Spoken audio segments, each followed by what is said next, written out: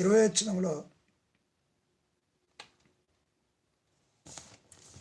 అప్పుడు రాజైన హిజ్కియా పెందలకడ లేచి పట్టణపు అధికారులను సమకూర్చుకొని యెహోవా మందిరమునకు పోయెను.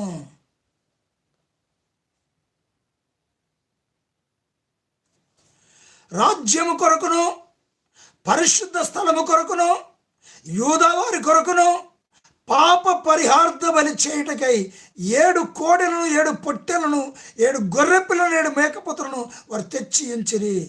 గనుక అతడు యెహోవా బలిపీఠం మీద వాటిని అర్పించుడని అహరోను సంతతి వారగు యాజకులకు ఆజ్ఞాపించాను.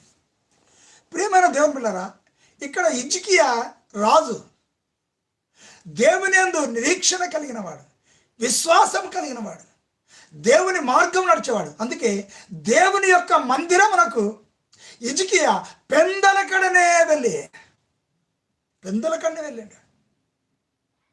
తను ఆ పట్టణపు అధికారులను తీసుకొని యెహోవా మందిరమునకు పెందలకడనే వెళ్ళిండు. ఎందుకు? పాప పరిహారార్థ బలి అర్పించడం కోసం. పాప